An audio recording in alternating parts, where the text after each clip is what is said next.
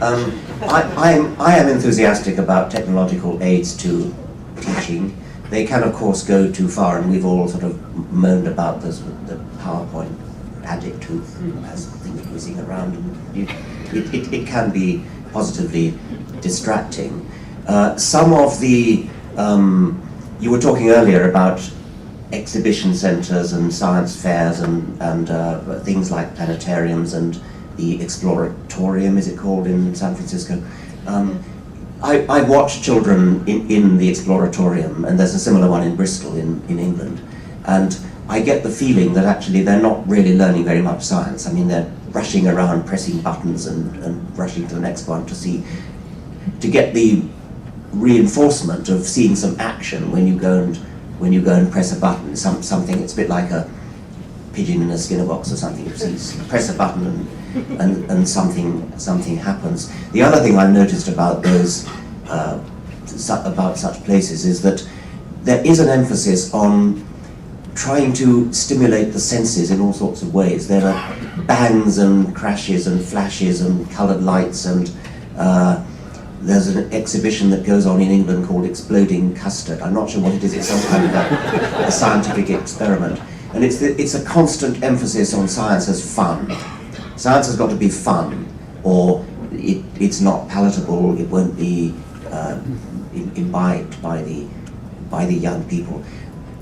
There is fun in science, but it's also hard work, and so we mustn't lose sight of the hard work that goes into learning science when we are trying to make it fun, and when we're putting on PowerPoint presentations and having visual aids and auditory aids of all kinds.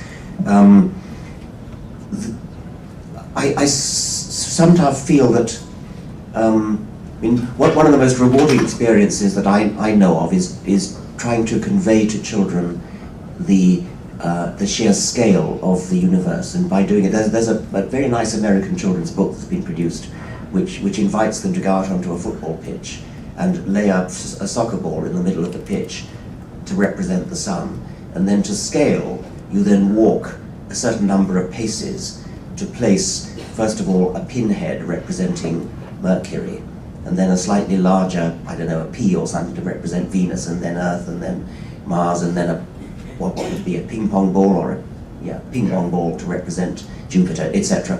And then you get to the outer planets, and by then you're a couple of hundred yards away from the soccer ball. And then how far would you have to go in order to put down another soccer ball for the next star, Proxima Centauri? And the book says, pack a lunch. You're going to be walking 2,000 miles on that scale. And the children's eyes they just devour that. I mean, they light up. They don't need exploding custard. You can do it with words. You can do it with words. If the subject matter is the real subject matter of science, it is that this is coming back to the poetic view of science at a children's level. So I tend to shy away from bangs and crashes and flashes and exploding custard, and try to do something like the Carl Sagan approach of